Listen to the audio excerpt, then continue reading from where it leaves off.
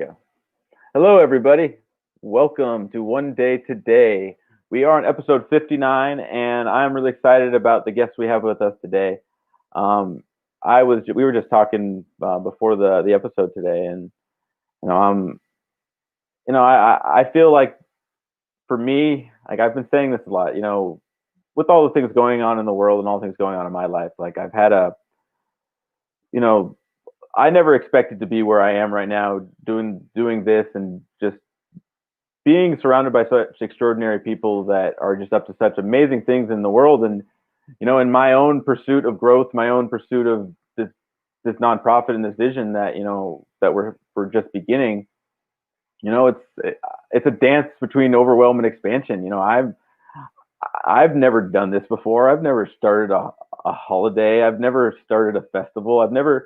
But it's like, what's beautiful is even when I fall down on my face and I don't know what I'm doing, it's like it is that facing and continuing to follow that deeper calling, even if I don't understand it, even I can't. It's like when I follow that urge, just because of how it's just because that passion is just so. It's like it's so clear that our stories, our conversations, our experiences of what we've experienced. We all have something that none of us have with that, and it's like we all have something to contribute. We all have something that enriches each of us, and if we could all experience that and share and receive that gift, what's possible? And that's where we're living. What's possible? And I'm really excited to just be sharing with you in this space and to have amazing people and our guest today sharing with us. But let me first introduce and welcome Matthew, our co-host. Matthew, how you doing, brother?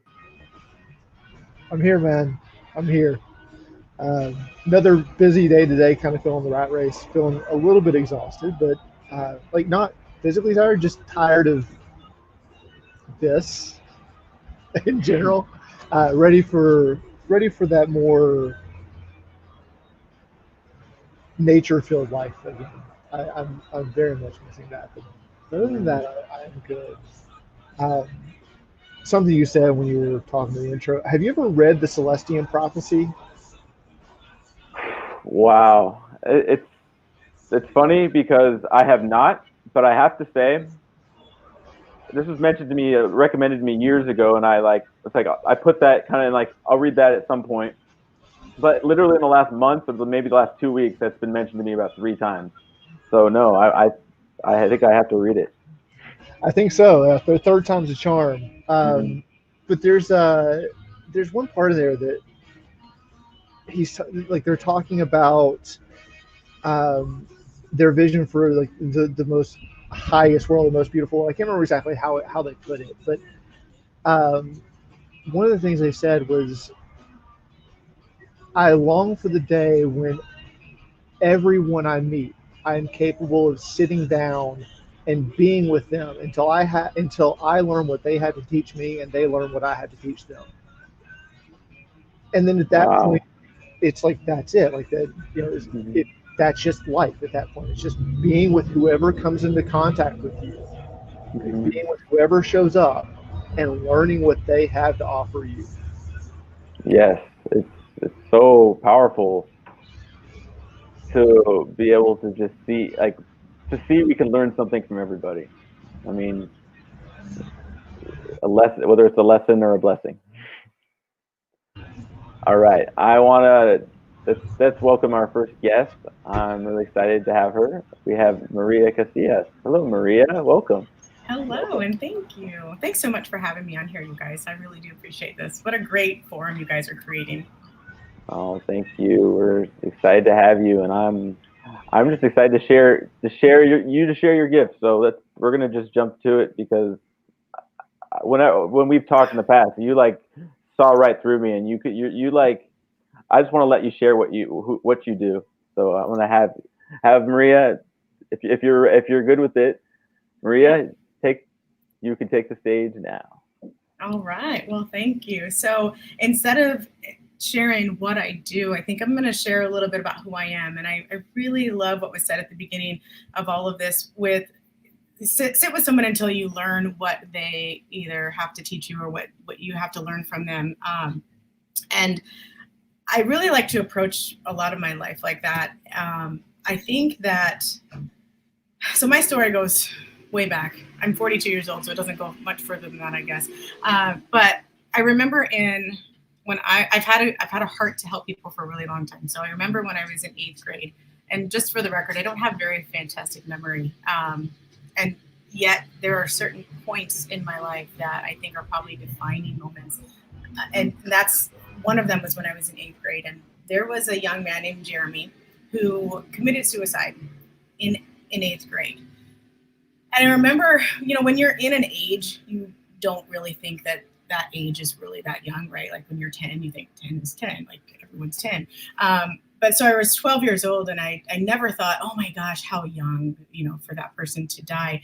But now looking back, I'm like, to think that at the age of 12, you would think that that your life is not worth enough to stay living. That is just, it blows my mind now. At the time, it had a completely different impact, and it was one of those, it wasn't an age thing, it was just a person thing. Like it really broke my heart to think that this individual thought that there was not enough worth living for, like that the impact that they were going to have. It just blew my mind that he couldn't see a future self that would allow him to be there. And so from that moment, like I remember they got all of us, they had like, this counseling thing going on. They got all of us around in a circle, and they did some grieving processing and stuff. And it was at that moment that I'm like, I want to do this later on. Like I want to help people. I want to be there for these kids, or for now I'm looking back, for the adults, right, who don't have anywhere else to turn, or they can't really see the importance that they have in this world. And so at that very, very young age, I knew that I wanted to go into something that was going to help people. I didn't know what that would look like. There are days I still don't know what that's going to look like, because now I understand the idea of a future self. And while I can't predict the future, I know that I can't know what it's going to look like. So I've really learned to just live in the moment and be like, you know what? I'm going to show up. I'm going to be who I am. I'm going to listen to who other people are, and I'm just going to help them as much as I can right now.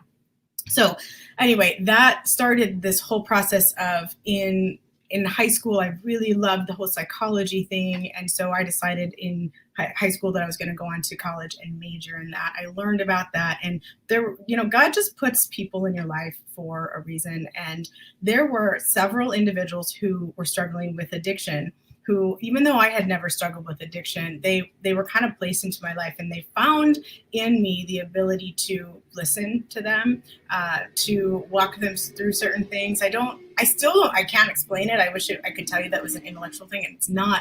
It's actually just something that happened. So I'm sure it was a spirit-driven thing.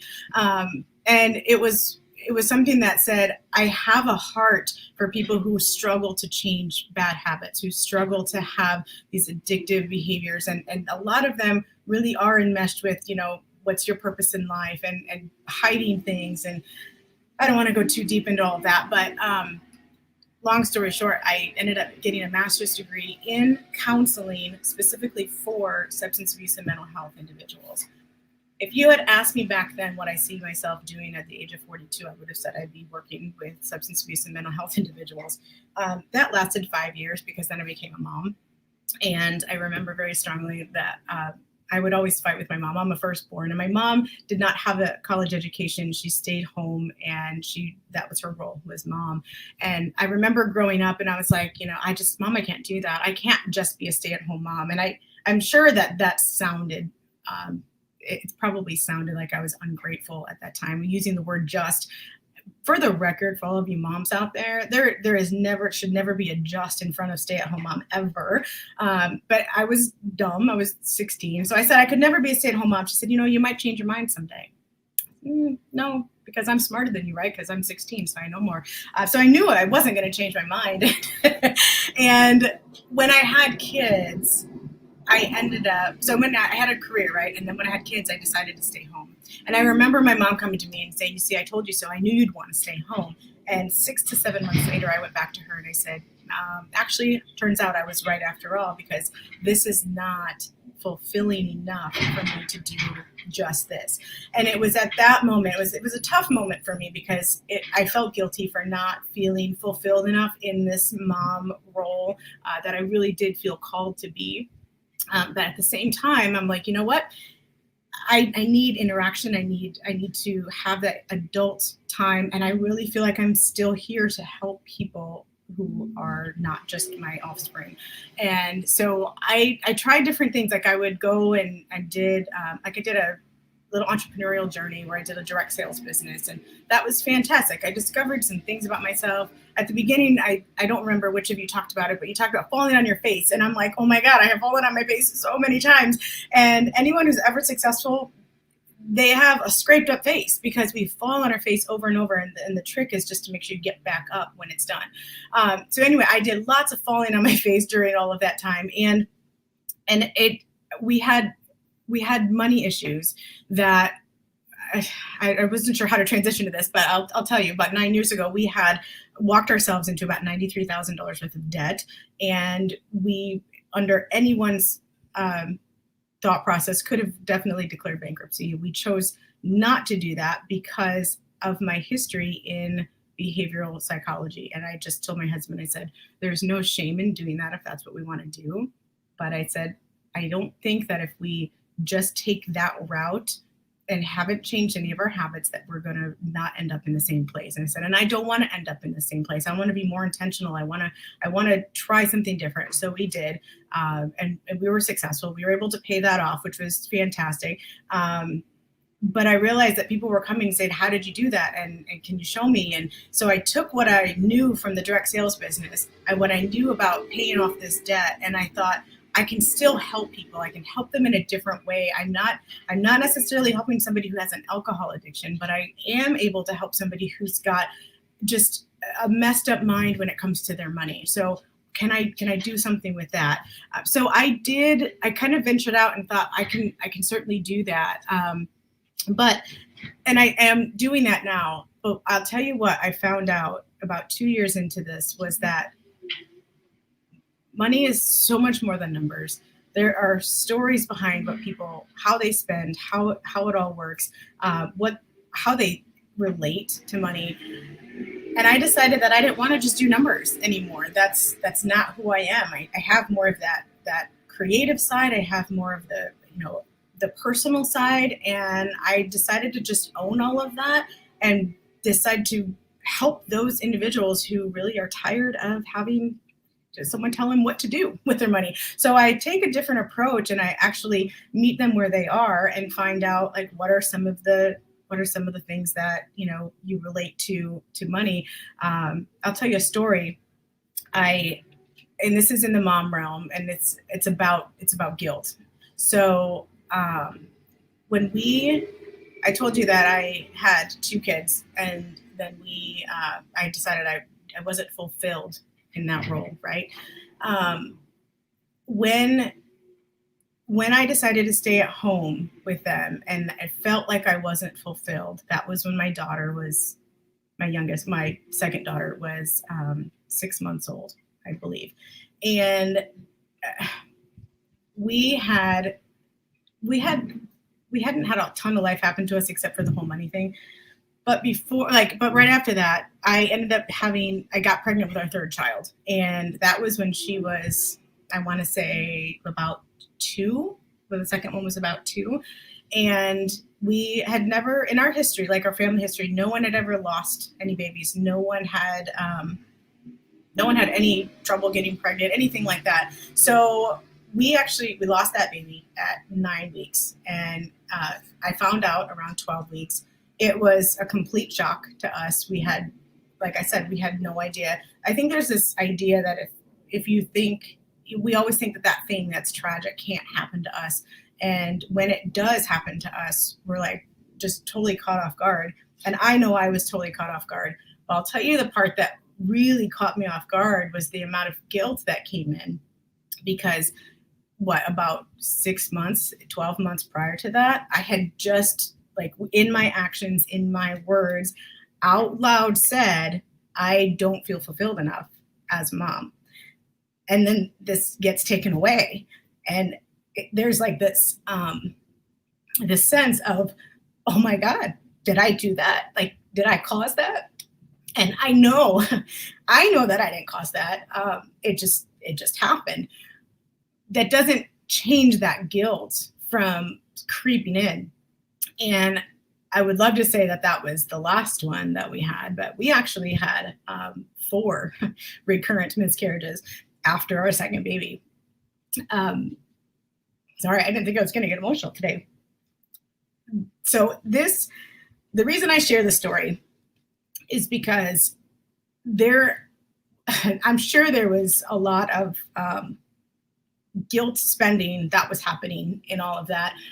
But honestly, we had started our debt-free journey before all of that happened. And so there were things that we had to do. Like, we were paying for hospital visits and not bringing babies home, which was really frustrating.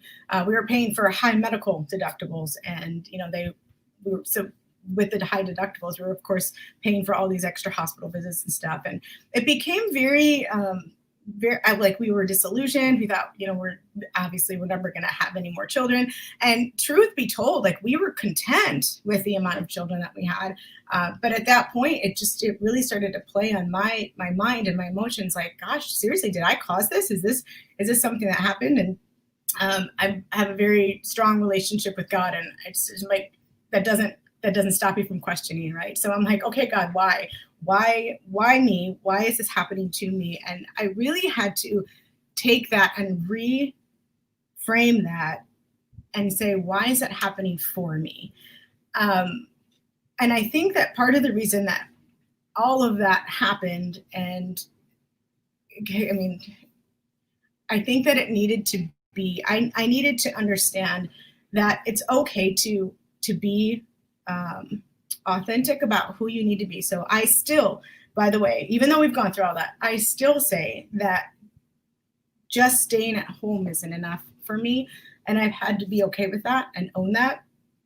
For the record, we've had 2 live births since then. One of them was very much a surprise just about 1.5 years ago, and she is the absolute joy of our lives. They all are. But I think when we found out about the third one, and she was born prematurely, and we had all sorts of stuff that came with her. But anyway, one of the things that I noticed through all of that is that the tragedies that we go through can certainly provide hope and help for somebody else and what they go through. But it also gives me the ability to be empathic with individuals. And it also allows me to say, it's okay to spend on something that's important to you. I think I had to go through that experience to really understand that everyone has their own journey, especially when it comes to money, because what we did when we got out of debt, it was a very black and white system, and we followed the rules and we did what all of the experts say to do. And it worked, definitely worked, but I didn't feel fulfilled with all of that. So anyway, all of that was just to say that when I work with people, I stop to hear what their story is. What are the things that are, what are the things that are important to them, and what are some of the things that happen in their head, and where did that come from? So like that whole guilt thing for me, it would manifest itself in, whether I didn't deserve something. Maybe I didn't feel like I was able to get haircuts, or that I could do mani-pedis or whatever, because I didn't deserve it, because I had, said this horrible thing, and now I'm losing these kids. And I know it sounds insane that any of that would be connected, but I think that's why, I think that's the psychology of the person. All of these things are so connected. And so I really like to show up as who I am and be there to find out who they are before we even touch any of their actual numbers. So that is me in a nutshell, or more. Thank you so much, Maria, for sharing your story. I love that you have discovered, these lessons, and how much compassion you have, and just your words, but also in your actions. And it's really admirable. what you're talking about, it's like everyone has their journey, and to discover our own fulfillment, and it's remarkable. I'm just curious, like where did this come from? Is like that you discovered more fulfillment from serving others and contributing to others, and it's like it's beautiful. But I want to hear more about that for how that your experience. I don't know where it came from, and that's probably not the answer you were looking for. I think what I was it was. I think one of the things I was thinking as I was coming back is, man, like that was very all over the place. And I think that's kind of how life is. Clearly that wasn't bullet pointed, which I think is important, because it might have been difficult for people to follow, because I know all the backstory. I know all of the fill in the gaps that I couldn't obviously share in 15 minutes. But I think one of the things that, if you can let the Spirit move you and just be in the moment and just say whatever's coming to mind, there's someone out there that needed to hear this point A and someone who needed to hear point C, however diagonally I got there. So I don't know where the idea of wanting to help people came from. I think part of it is personality, because I do feed off of the energy of other people, but I'm very much a creative individual, and I know a lot of creative individuals have, I'd like to describe this as introverted extroverts. Like we can really, right? You get that, right? So we can really feed off of the energy of other people, but sometimes we just need to be by ourselves.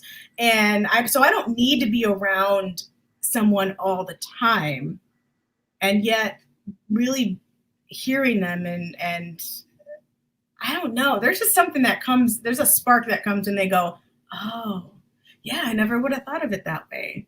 That fuels me. I don't know where it comes from.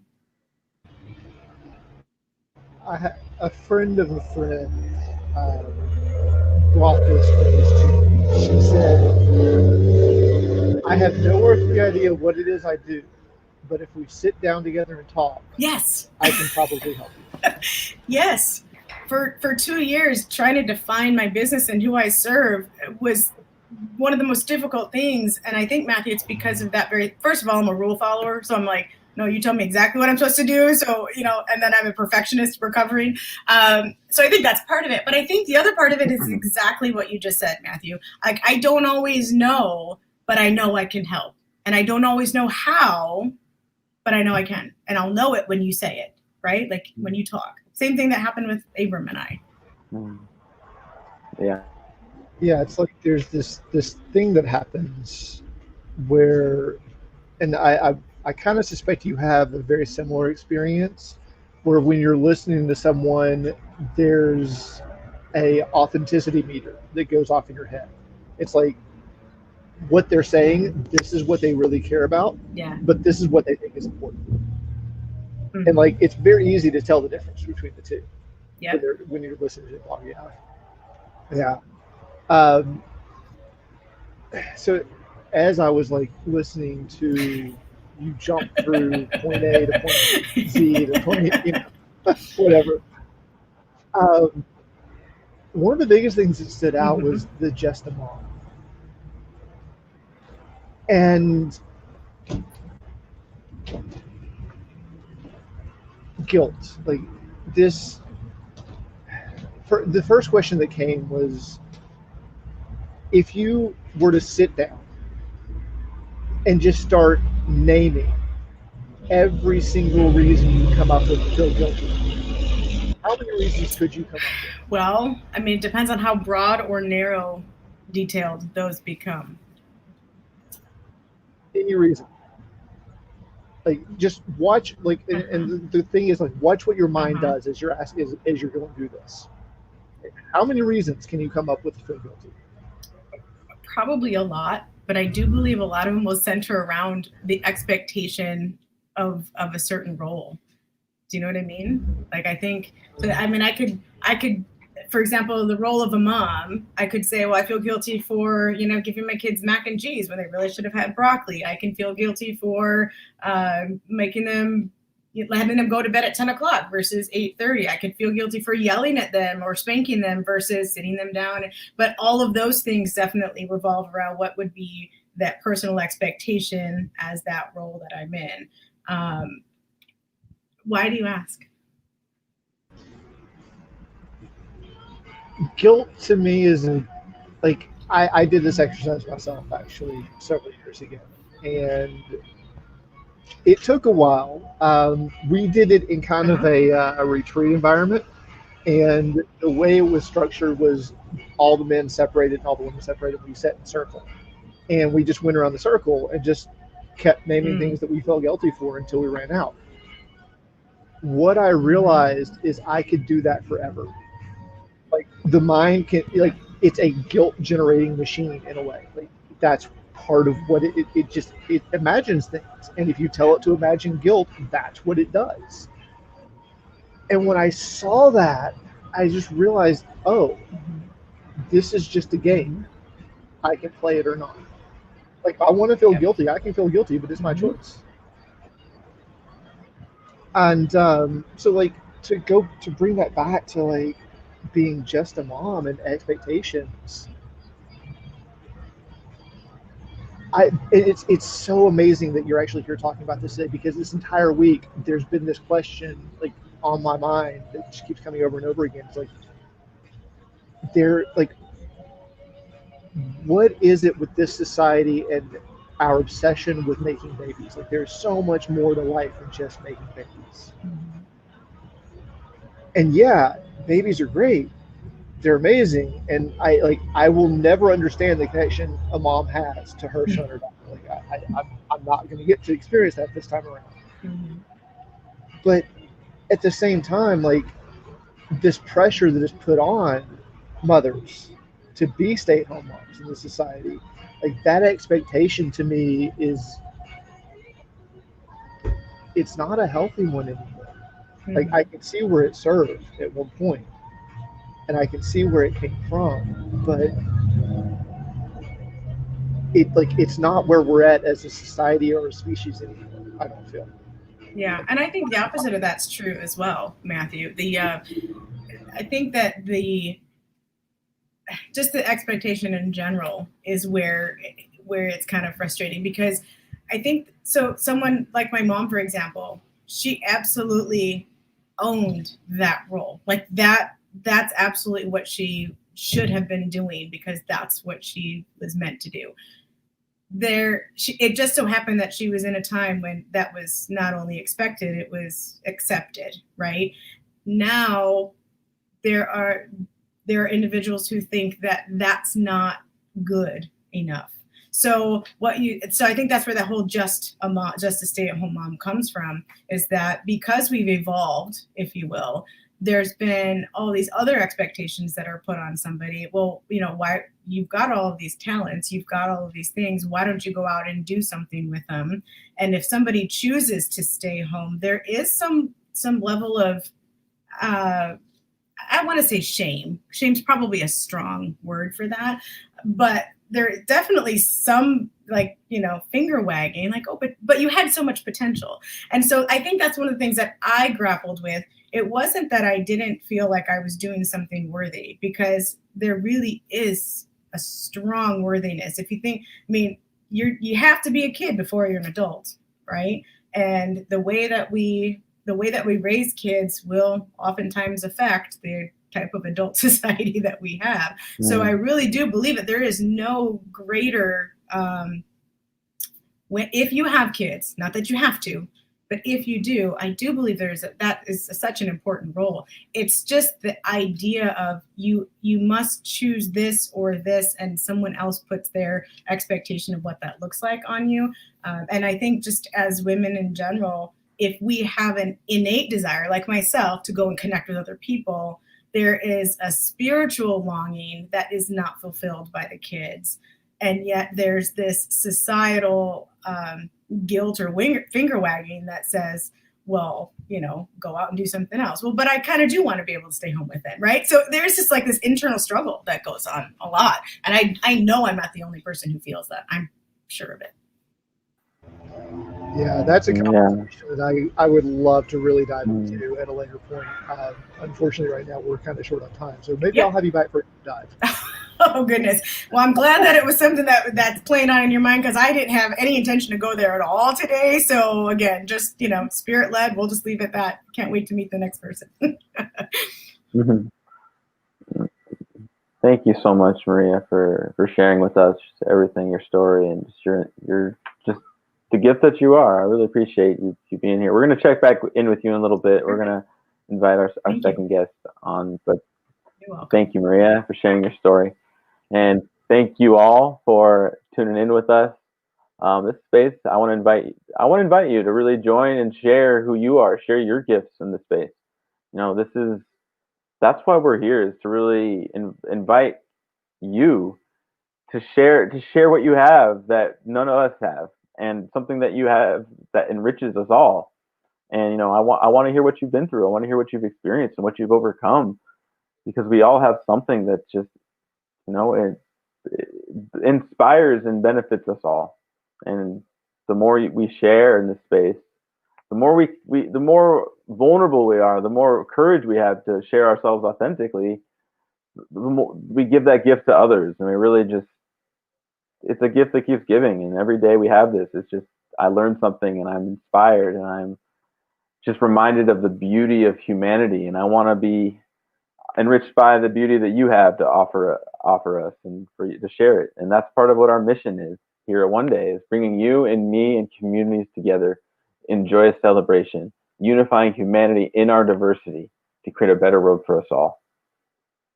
So now I would like to invite our next guest. We have Kelli Lee Sappenfield. Hello, Kelli Lee. Welcome. Hi.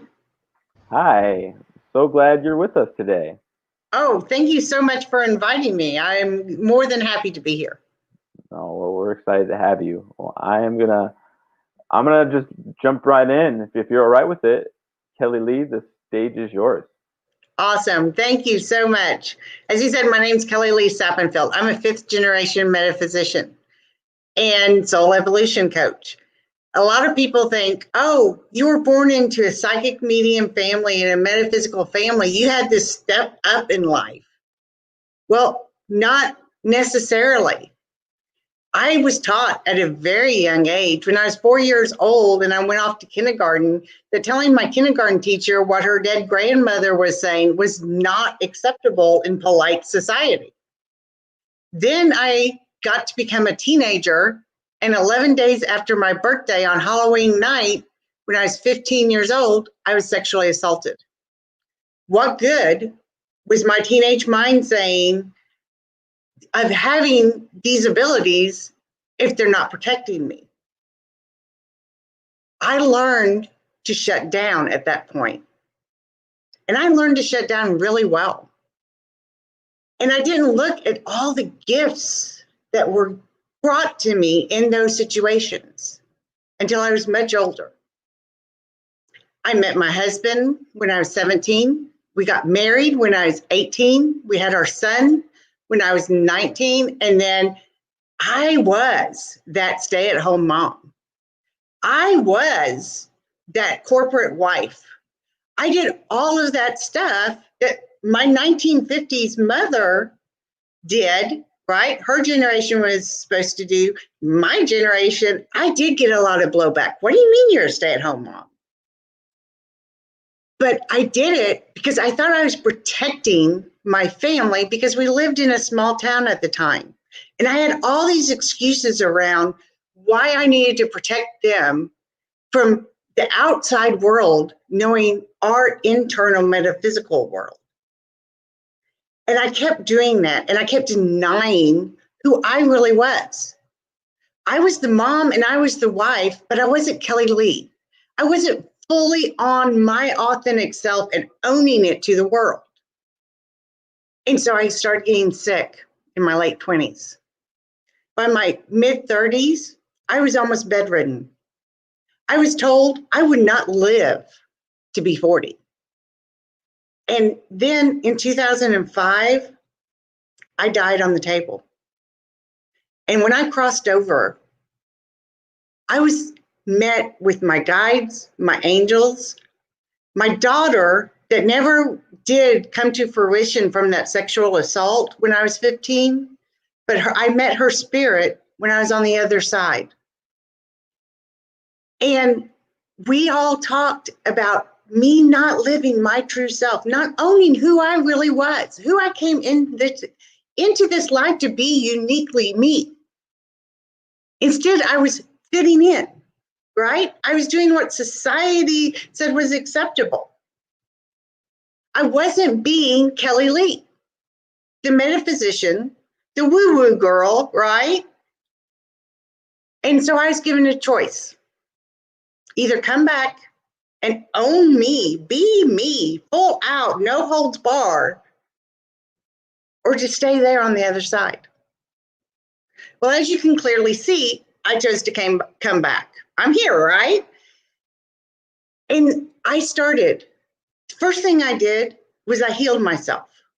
I used my metaphysical knowledge and the knowledge I gained of people who had wheelhouses that weren't necessarily my wheelhouse when it came to health and wellness, that I used that and I cured myself of a quote unquote incurable disease that I was told that I would die from before I was 40.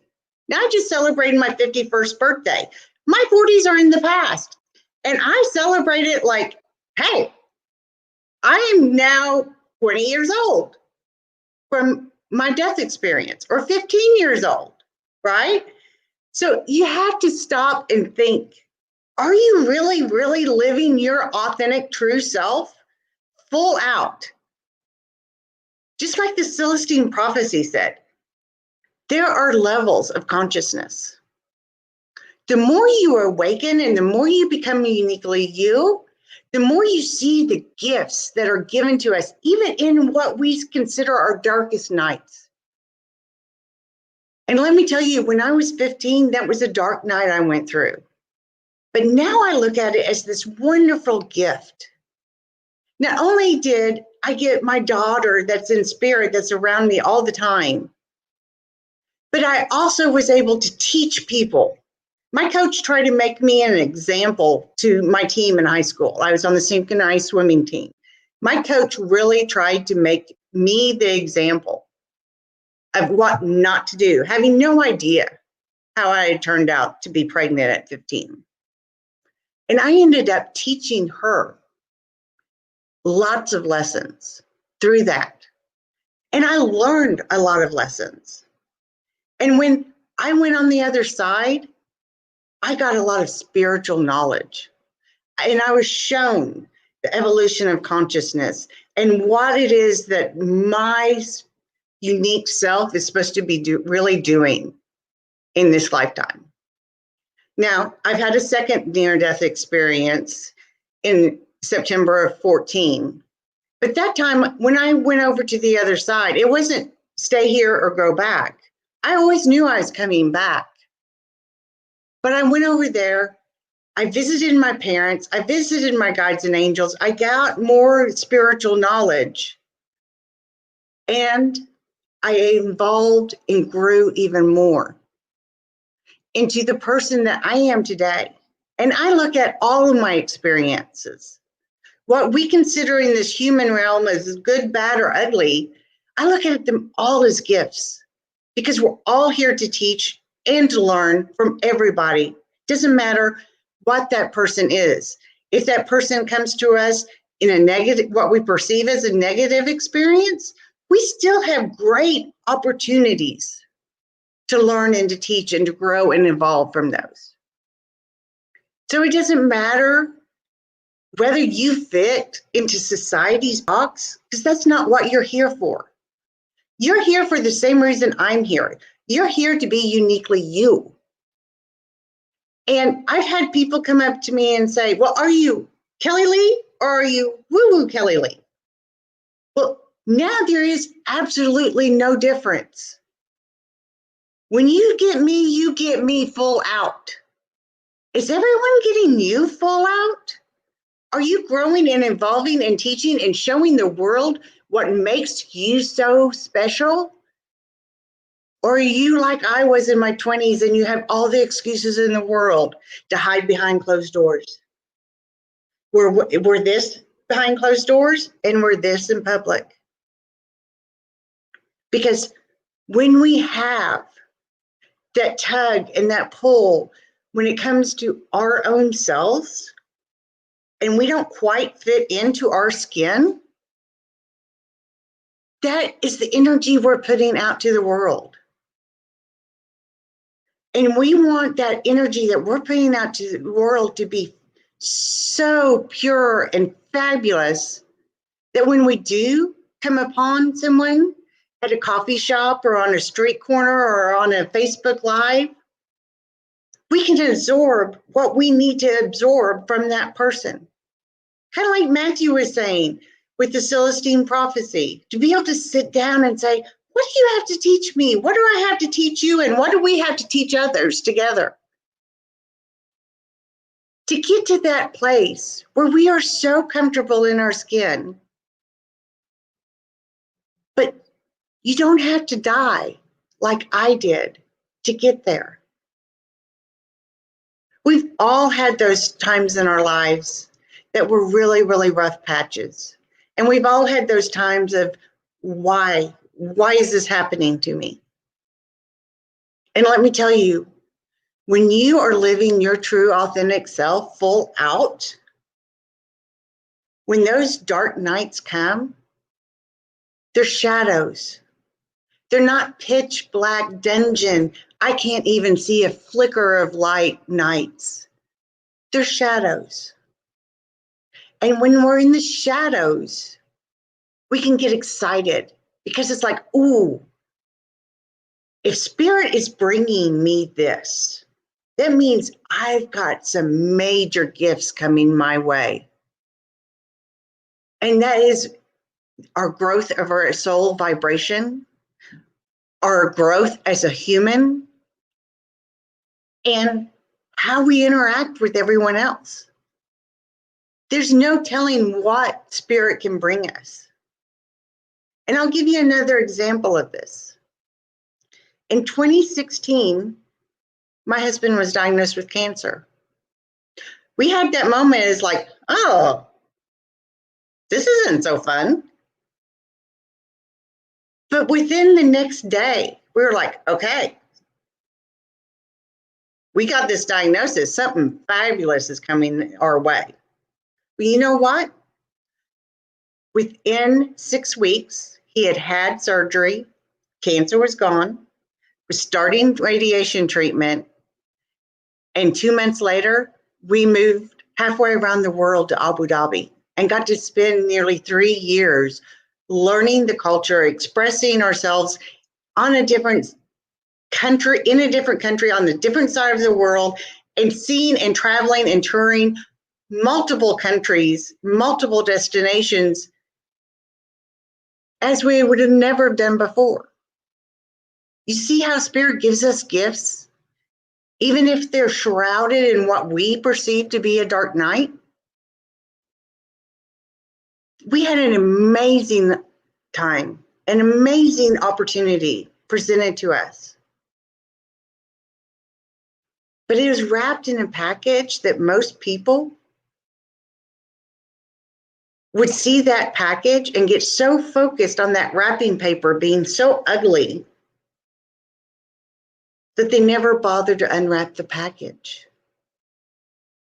Unwrapping the package is unwrapping yourself, opening yourself up to what opportunities are out there, what adventures are out there.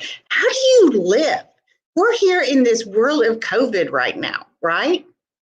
And what is it showing us?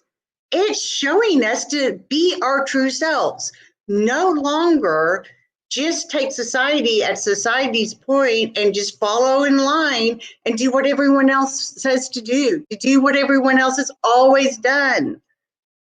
Because maybe your job is no longer existent and you need to reinvent yourself. Well, part of that is claiming your true self. Who do you want to be? Who do you want to be going forward? Because we're going forward into a new normal. And so who is it that you really, really want to be moving forward? A lot of people look at COVID in 2020 as, oh my gosh, will it just get over with? I'm so tired of this. No, this is one of the greatest gifts you'll ever be given. You've had the time to sit back, take stock, what's working for you, what's not working for you, what resonates with you, where you want to go, what you do not want to ever have to do again. And it's now your time to claim 100% your true self. And whether it's through COVID or through a blood disorder like I had in my 20s and 30s, or cancer or anything else, you do not have to die to claim your true self. You don't have to go through what I went through. I had, like I said, all the excuses. And they weren't just my excuses. I had excuses from generations past. You don't tell people you're a psychic medium. You don't tell people you're a metaphysician and a spiritual teacher, because they may say, and then fill in the blank. Well, you know what? Let them say. Their good opinions have no effect on me. My opinion is what counts. What sets my soul on fire is what counts. So I hope you really take this to heart and start doing some of that internal work and saying, okay, what sets my soul on fire? And start embracing it. And if someone has an opinion about it, that's on them. Your worth is divine. Your uniqueness is divine. So embrace it. Live full out.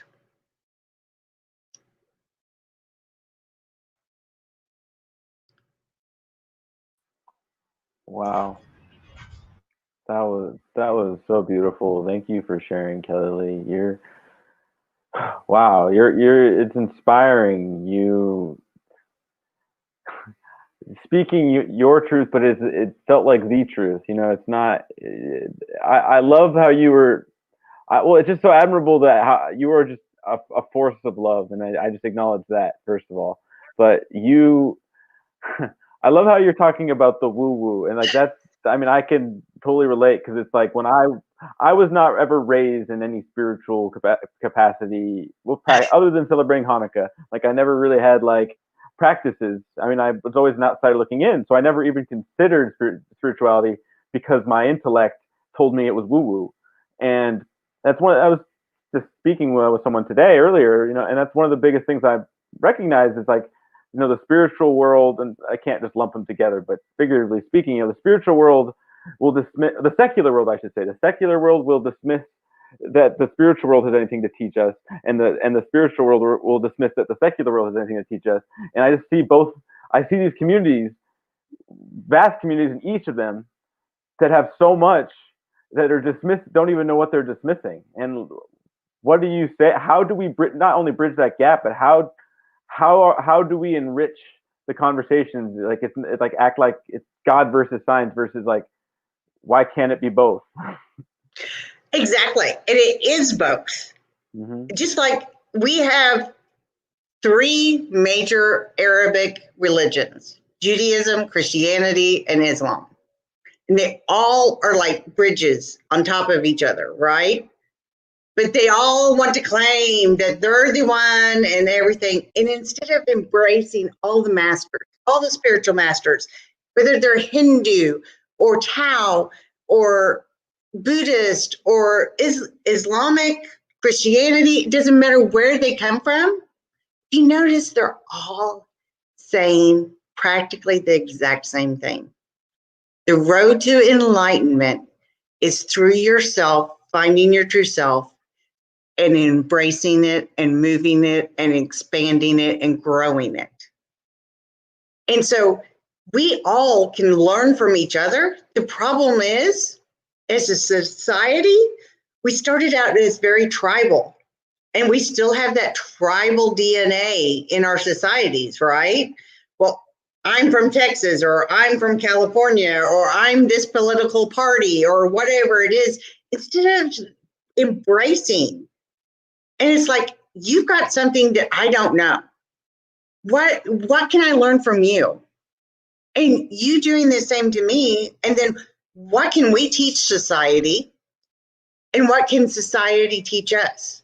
Because like this time in COVID, yes, we're going in and we're finding ourselves, but we're also finding what's working locally in our communities and what's not, in our states, in our countries, and worldwide. This is a major worldwide lesson that we're going through, and each one of us has a part in it. Yeah.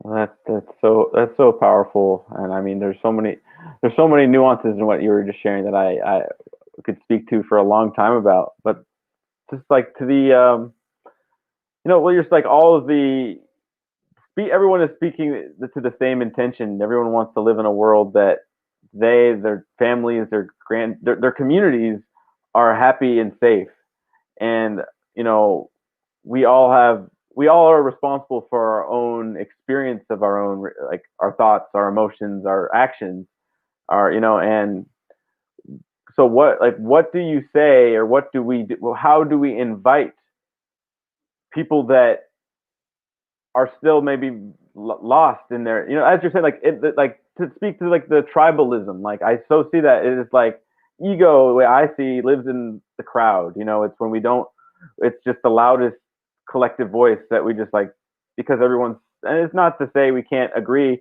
on certain things, but it's like ego primarily lives in the crowd. And how do we distinguish people who don't even realize they're trapped in that tribalism, in that crowd? Us shining our light. Energy is contagious. Negative energy, positive energy, it doesn't matter. It's contagious. So when we are truly ourselves and we're really embracing ourselves and we're shining our lights to the most brightest beacons they can possibly be, that has a ripple effect. Whether it's going to the grocery store and having your energy imposed and change the energy of the grocery store and those that are in the grocery store at the time, or it's like this on a live. Our energy is going out to those that see it and those that come in contact with those that see it. So if we want to change, and we want to change from this old tribal, I need to go out and kill the saber-toothed tiger so we can eat mentality, then we have to start within. We cannot expect the world to change without if we're not willing to change within. Absolutely. I think that's so powerful. I'm gonna bring Maria back in the mix. Welcome back, Maria. Thank you. So you both spoke to a lot of things that were. I want to give you an opportunity to, if either of you had a comment or inquiry about what either one of you shared, but you both shared a common theme with speaking about the working or the stay-at-home mom, context, and I wanted to see if there's anything you'd like to share with each other. Well, first, I'd like to say I'm glad I didn't have to follow Kelly. So thank you for letting me screw that up first. Kelly, I love your story. Definitely a lot less zigzaggy than mine. One of the things that I heard that was definitely a common theme, even beyond the whole mom thing, was just really owning who you are and being okay with that. And just, I do believe that that's a process. And when I said that, I don't know what the future looks like for me, I think that there's just this recognition of, again, not knowing. I believe we're ever evolving. So my future self in 10 years, assuming I'm allowed to live that long, looks different than who I am now. even because I will have had 10 years of other experiences and other relationships and so on and so forth. So I think that that's definitely one of the common themes that I heard. And I really do like the way that you put it, Kelly. Thank you for sharing. Oh, well, thank you. And I agree, because all of our life experiences makes us who we are. Mm-hmm. Yes. So I'm not the 51-year-old version of Kelli Lee because I didn't go through those things for the last 51 years. Same with you. Right. Yep. We are all who we are today because of the experiences we've gone through. And those experiences help hone our unique self. Yes. So if I had 5 miscarriages. So if we had not gone through that, we wouldn't be who we are. Mm-hmm. Just like Abram and Matthew, if y'all hadn't gone through what you had gone through in your life, you wouldn't be doing this today. You wouldn't have this podcast right now going, would you? No, absolutely not. There's another thing that I saw that I'd like to tease out too, and that's it kind of goes back to what everyone's been saying actually. Overcoming or learning to recognize and step out of other people's expectations. Yes. Like there have been so many moments in my life where I've had to just stop and go, okay, what am I trying to do this for? And then realizing, oh, it's because the story everyone else tells is that this is the way things should be. Well, I don't agree with that story. So what am I still doing it for? Yeah. And those stories can get so claustrophobic, can't they? Yeah, it's amazing. It's absolutely amazing how closed and sheltered and tight and constricting and just limiting society's idea of the way things should be can become. And it's not like there's one vision. There's thousands of visions, and there's especially with the way the internet's working these days and all the conversations that can happen. Cancel culture is this massive. To me, it feels very toxic. To other people, it is very empowering, and that's fine. Like, it is what it is. We all have our own journeys, and everyone learns what they need to learn from it. But like this idea of like shaming other people into submission, or shaming other people into being the way like you want them to be because you have this idea of the way the world should be. Mm-hmm. Ironically, in the name of tolerance. Yeah, right? Exactly. Yeah. So it's like I love this platform and what it's become because it fosters conversations like this. And this goes back to Abram's question of how can we dispel these common myths? And to me it's by having and sharing our authentic selves in public, on a public forum. And so thank you both for showing up. First of all, I really, really, really appreciate you both just being real. And two, like, if you had to pick one or two expectations that really challenged you the most, what would they be, and what did you learn from stepping outside them?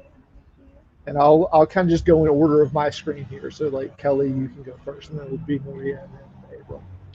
Well, one of the expectations that I struggled with, probably up until my late 30s, was half of my family were psychic mediums and metaphysicians, and then my mother's side of the family were Southern Baptist.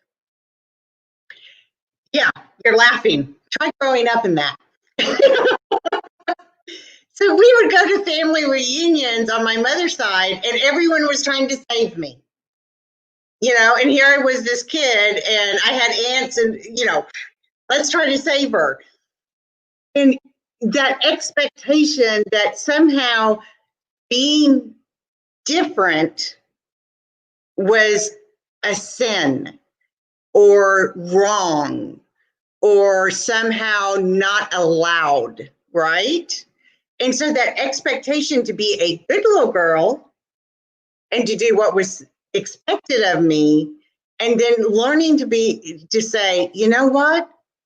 It is not expected of me to be a good little girl and let you trample over me.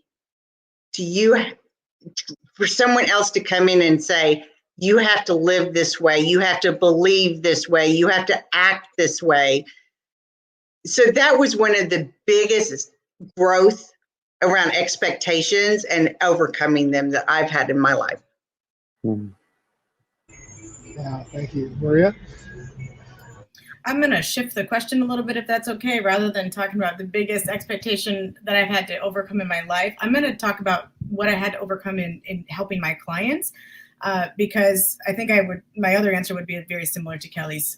So what I found, because I'm in the financial world, and there seems to be like this expectation that's put on. Society has said this is what this looks like. So for example, saving for retirement. And I had to come to this position where I'm like, some people don't even want to retire. Like that idea is, especially the people I'm helping, or the creative people, they're like, this is who I am. It's not what I do. And so I really had to take a step back and go, let's figure out what that individual really wants first, and let their money tell their story, rather than having me or anybody else who's considered an expert out there place that expectation on them. And that has just been absolutely life-freeing for the people that I work with and for myself as well. I love that. Thank you. Abram? Yeah, I guess a couple expectations. And I guess there's an internal and an external, because many of the expectations, which I didn't realize most of my life, were self-imposed. Expectation to be perfect, or to be successful, or to be or be a man, be a certain way, So I would say being labeled really is, to a specific criteria.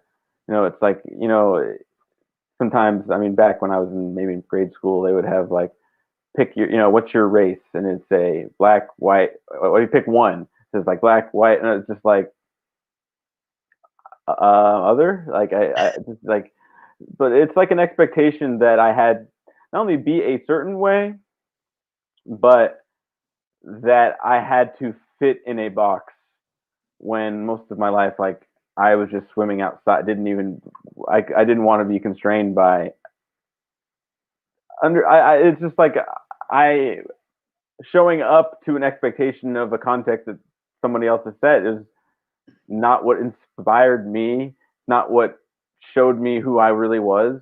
It was just this facade that ultimately made me like depressed in my own skin, because I was too afraid to even embrace myself or dare ask who I am. And it was like these constraints. I have to be a certain way, and like, if I'm not this way, I'm not. People will judge me, or they'll reject me, or they'll, they won't like me anymore. And it's like where I didn't want to speak up or speak my truth. So it's like kind of like the expectation. While it felt external, it was internal. But I was seeking evidence. I was collecting evidence that it was external, and so that was the reality that I created. So I think that's, the lesson is expectations are not useful in growth, but not useful in practice. How about you, Matthew? Close it out. I kind of just want to jump off of where you just were at, because like that to me is a really beautiful turn of phrase. Like, expectations are useful in growing, but not in practice. Like, just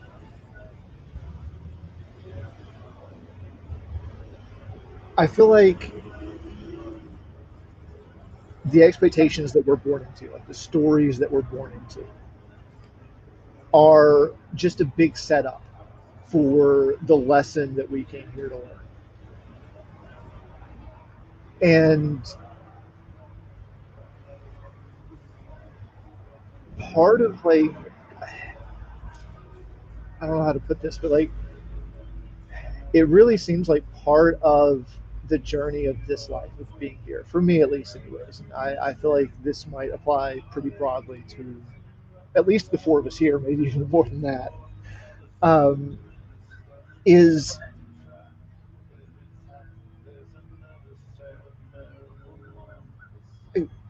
the expectations are partly a user manual in a way. It's like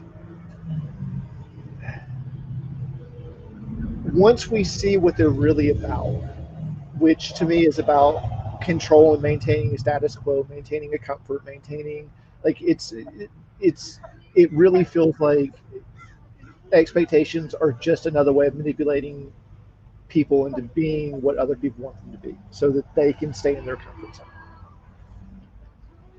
And recognizing that has been one of the most liberating experiences of my life.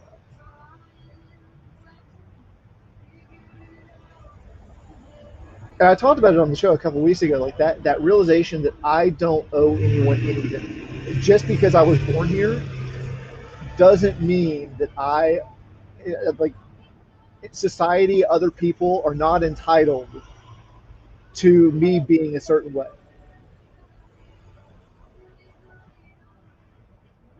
And there's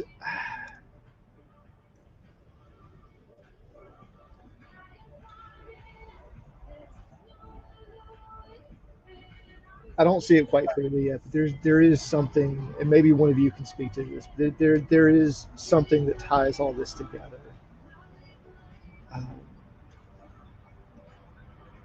I'm just at a loss for words right now, so I'm gonna pause and just see if there's something that someone else has. I see what you're saying. It's the lessons. It's like everything that's in our way, everything that holds us back, every barrier that has in front of us in every form is ultimately there to teach us. It's ultimately there for where we need to grow. It's our compass for where it's like failure is our biggest teacher. It's like, when it's like I've used this analogy before, but I really see, we're kind of born in this world kind of in a bubble, and we see the world through our perspective of our bubble, and we think the entire world is the bubble, is our lens, is the way we see the world. We think that is the whole world and that's who we are. And I would go as far as saying, and I think this is also to your point, Matthew, is that not until our bubble bursts that we see that our image of what the world is not our idea of what it is, and we discover we are not our idea and this label and this intellectual egoic just labeling of what everything is. When we actually discover that, when the bubble pops, I would say that we can't really just experience how big we are and how big this experience of the universe is without our bubble bursting of that world that we think, and our masks and wearing our lenses.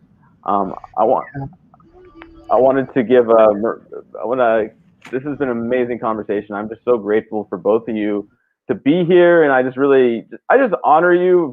You are so your passion is contagious, and your hearts are just uplifting, and it's inspiring. And I wanted that before we close, I just want to give any last words or anything you'd like to share before we say goodbye. Maria, go ahead. Nothing?